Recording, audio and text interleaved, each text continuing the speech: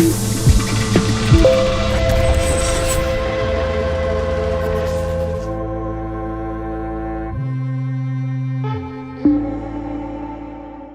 there, wherever you are. In this video, I'm going to show you how to add files to an active Docker container. Okay, so what we're going to do is we are going to add the AdventureWorks database to our SQL container. First things first, what you'll need to do is make sure that you are running your Docker desktop. If you've got Docker desktop installed, make sure you've got that running in the background. Then what you want to do is make sure that it's actually active. So what I'm going to do is I'm just going to start the container. There you go. So it should be running. So when I come over to my PowerShell, let me just clear screen that a moment. Yeah. So if I go into there and type in Docker PS, I should see that it is actually up and running. So you can see just under the status on the right hand side, it's been running for about 12 seconds. So the next thing we need to do is we need to download a copy of AdventureWorks. So we'll just do that now. So what I'm going to do is go on to my browser and I'm going to search for AdventureWorks. So AdventureWorks database. Okay. Now the AdventureWorks database is a tutorial tool used to help people understand SQL. So I'm going to go and grab the sample database. This is just some details about the database. What I'm going to download is this version here. Okay, so it's the 8th of September 2023, and I'm going to choose the OLTP AdventureWorks 2022.back. There's a warehouse version and a lightweight. I would recommend that if you're running off a laptop or you've got a smaller hard drive, you might want to have a go at the lightweight version. I'm going to download the OLTP version. So I just simply click on it and it should automatically download. And this will download into my downloads folder. Okay, so once that's downloaded, I'm going to minimize this screen. And now back at my PowerShell, I need to go to my downloads folder. So I'm going to type in CD for change directory and then find downloads. Now what I can do is I can type in DOW, hit the tab key, and what it will do is it will find downloads. Now let's just assume that you just type in DO and you press tab. What that'll do is that'll bring up documents. That's not what I want, but if I press tab one more time, it will then show me downloads. Okay, so it's just a little shortcut you can do in PowerShell. You can do this in command prompt as well. Okay, so I just press return. And what I'm going to do is I'm going to check to see if we have a copy of AdventureWorks. I'm going to use ls and I'm going to type in adv star or asterisk. Press return. And that will tell me whether or not I've got the file there. The asterisks are wildcards, and what that'll do is that'll bring up any document that's got ADV at the beginning. So it is in there. So I've got the AdventureWorks listed. Now, what I need to do is I need to move that, or rather copy it from my drive, from my hard drive, to the container. Okay. Now, the best way to think about this is treat your containers like a separate computer. So it's completely independent to what I'm doing inside my Windows machine. And this doesn't matter whether I'm using Windows, Mac, or Linux. So the command that we use to transfer the file from here to the container. Well, firstly, let's just have a look at the container again. So the container at the top there, I can see the name of the container, which is just here, is SQL1. So I'm going to use Docker cp, and then I'm going to tell it which file I want to upload. So I'm going to upload the AdventureWorks. You can probably see it in slightly grayed out. I'm just going to, in fact, let me just do that.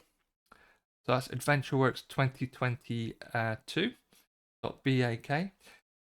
Now I need to tell it where I'm going to send it to. So I'm sending it to SQL1. And then I hit colon. Now I don't have to use SQL1. I could use under container ID, the container ID, which in this case would be E123C24CB4FC. Okay, and then what I'll do is I will tell it the target name of the file. I can either keep it the same, or I could just call it adv.back. Oops, .back, like so. So I've called it adv.back because I've done this before. All right, so I've already got an AdventureWorks up there, and I've got another file up there very similar to that. So what I'll do is press return. And what that will do now is it will copy from my downloads folder into my container. So now if I go into my container, and to get into my container, I use the exec command. So let's just do that. So docker exec, and I'm going to use -it. The name of the container is SQL1, and then type in bash. Press return. Now that I'm inside my container, if I do ls, which gives me the listing of this current directory, you can now see that I have AdventureWorks 2022.bak sitting in there. I've also got, if you look over here, the file that I've just uploaded, adv.back. All right, so now what I'm going to do is I'm going to show you how you can use this to restore into your SQL Server. Okay, so the first thing that you need to do is get your software up and running. So in this case, I'm going to use SQL Server Management Studio, although you can use Azure Data Studio or whatever application you intend to use. So as I've got SQL Server Management Studio fired up now, and I'm just going to connect to my database. So I'm using 127.0.0.1, 1433. Actually, let me just change that. So I'm going to change it to localhost. Because I've changed localhost, it's asking me to put in my password. So I am going to try to remember my password. And I'm going to hit remember password. And then I'm going to hit connect.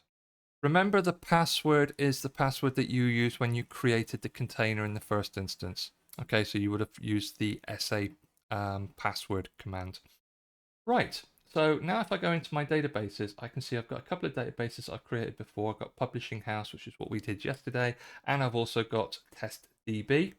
The next thing is to introduce the AdventureWorks database to this, this server. So I've got it currently sitting inside the container, but I've not got it activated. So what we'll do is we'll right-click on databases, and I want to restore the database. And now what I want to do is I want to find that database. So I'm going to make sure I click device up here, not database, but device. Use the three little dots here.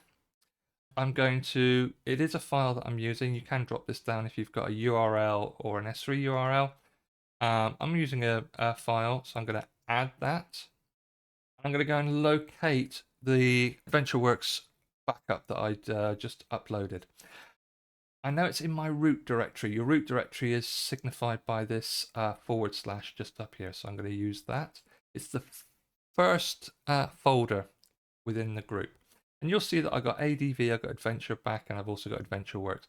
Let me just do the one that we've just uploaded so you can see that that's working. So adv.back, click on OK. I'm going to say, yep, that's the only file that I want to upload. Obviously, if you've got more information you want to upload to your database, you can do, but I'm only doing the one at the moment, or rather use, should I say. And then click on OK. And at this point, it's going to tell me that I'm using the AdventureWorks database. It's going to create the AdventureWorks database over here. And I'm just going to quickly verify backup media. That's something I always recommend doing just to make sure that there's no gremlins or anything like that sitting inside your backup. And yep, that's fine. So I'm now going to click OK. What that'll do is that will add AdventureWorks to my server. So I'm just going to come over here and have a look. Yeah, AdventureWorks 2022 is sitting inside. If I open it up and have a look inside my tables, I should have all the AdventureWorks tables, which I definitely do have. That is how to upload a file into the Docker container, and also how to restore a database using Microsoft SQL Server Management Studio. Hope you found this useful, and if you did, give it a thumbs up. If you'd like to see more of these videos, please subscribe. Yeah, I'll be back with more material over the next few weeks. Thank you. See you again.